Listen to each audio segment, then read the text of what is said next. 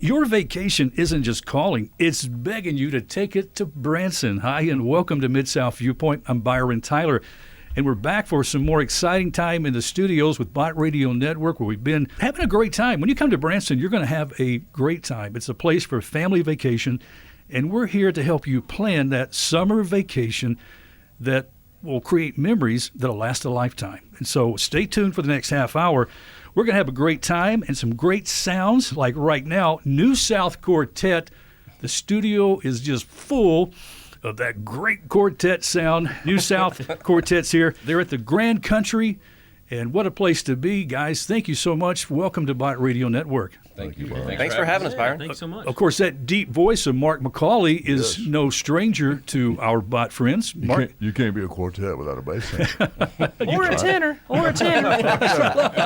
you got to have a little bass. What is it? Daddy sing bass, Mama sing tenor? That's the way I remember it. Let's introduce the crew that's here. We've got, we just talked to Mark McCauley, Eric Dalton, that just is right next to Mark, and then Luke Menard, and Luke is here.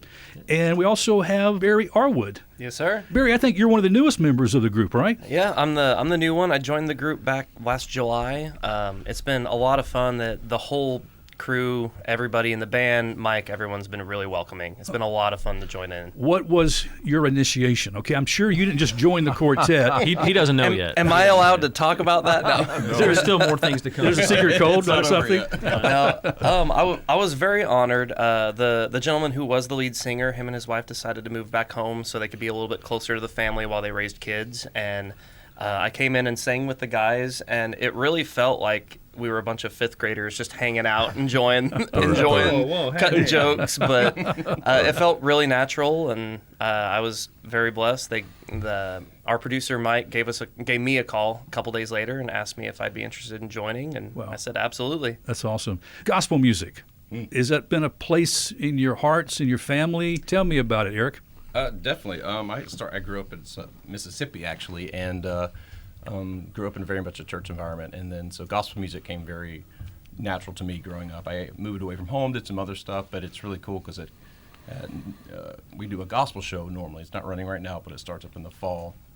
And so the gospel music has always been, I don't know, it just feels like home sometimes when you start singing gospel music again, you know? Yeah. So yeah. That's kind of my take on it all. And how about you, Luke? Yeah, so I'll be honest, I didn't do a lot of gospel until I moved to Branson, but it's really become, I would say, as far as performing and the genre, it really is, I would say, my favorite style of music now. And I would give a lot of credit to Mark McCauley. He's taught me a lot about tenor gospel quartet music. I mean, it really is different. Mark. Wise Mark. It's just there really is such a rich tradition that goes on, pretty far back.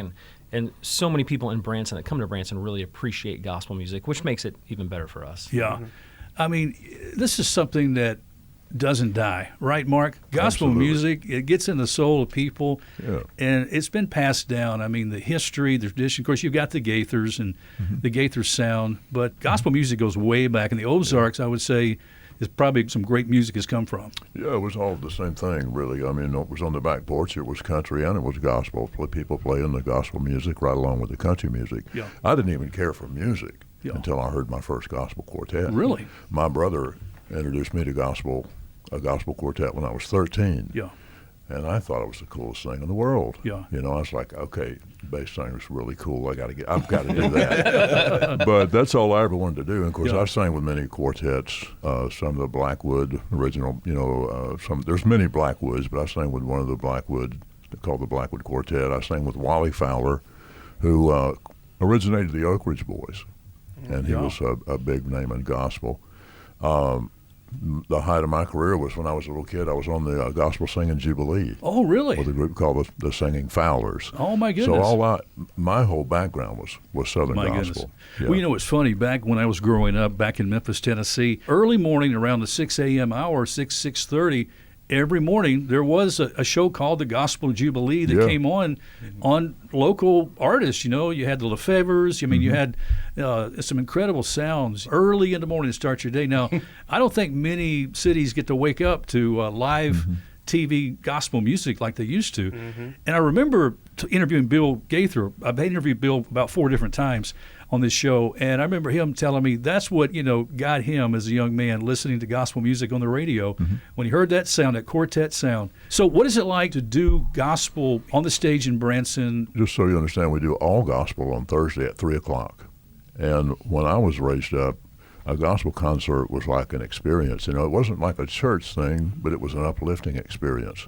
Our show was designed more, we're a show, we're not a concert. However, when you sing gospel music, it still has an effect on people. Yes. I've talked personally to people who were in tears coming out of there that because the music touches them. It's not so much us, but it's the music. Right.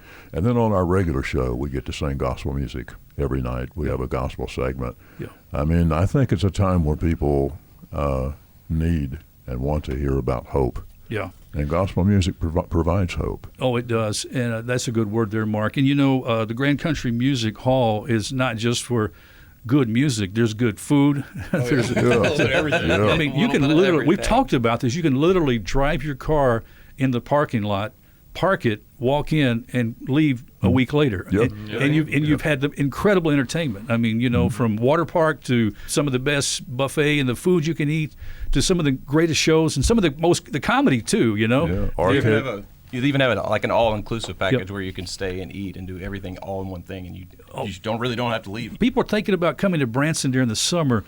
What are some highlights? What do you guys enjoy most about summertime in Branson?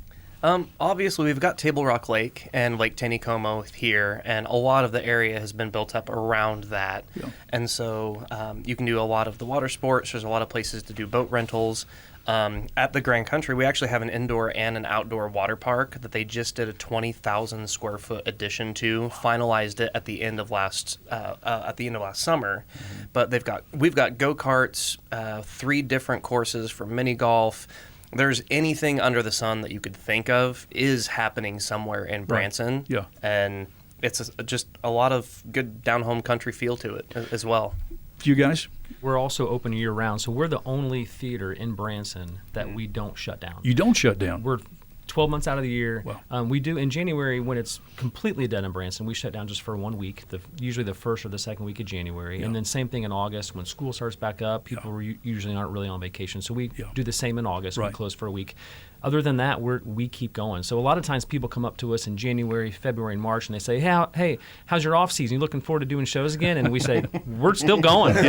We never stop. So that week in January and that week in August is the time when you get to hang out with your wives, and you'll say, honey, I'll see you next August, next January, right? That's right. That's it. You nailed it. That's really cool. Or our kids. So another big thing, too, is church groups. Coming to Branson, that's big, right? Oh, yeah. Absolutely. A lot of people don't know, but right up the road, about an hour north of here, is a town called Springfield, Missouri. And there was an older TV show and a radio show called the Ozark Jubilee. It was hosted by the late, great Red Foley.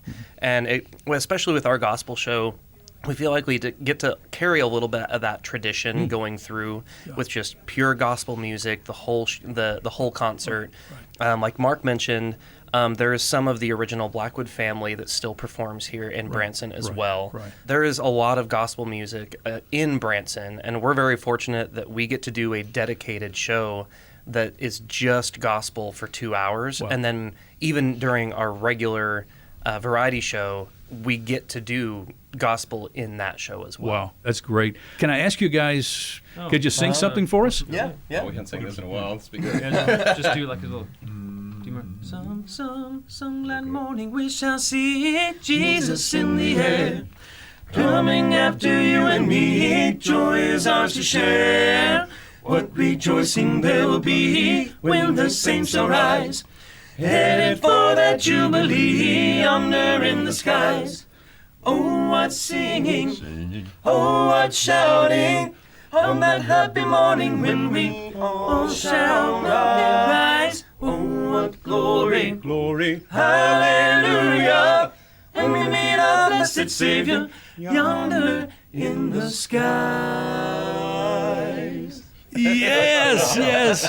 Mark, Eric, Barry, and Luke, we've got the New South Quartet here from the Grand Country. They're just waiting for you on Highway 76 to come and be blessed and hear some good gospel music and the other shows, too. Give us show times and how do we get tickets? So there's several different shows that happen throughout the week. We've got a couple of them that rotate through. We've got a 10 a.m. show that happens with Down Home Country, and then during the summer there's one called Amazing Pets. It's trained dogs and cats. My God. I brought my granddaughters last time, and they love that show. I don't know how you train cats, but they have mastered it. I've got a cat that does nothing but sit in the sun all day long. And what's beautiful about the show, these animals come from the humane shelter. Is that correct? Repurposed, if you will. Yep. Throw in this, it's 417-335-2484 is the box office, and Grand Country Live Music.com. GrandCountryLiveMusic.com is the website. I'll give you all the shows we do and everything. Awesome. Yep. Gentlemen, thank you so much for coming by Absolutely. and joining Bot Radio. You guys have a great day. Thanks for making Branson here just a wonderful trip for us and time for us here. Thanks for having us, Byron. Thank you, brother.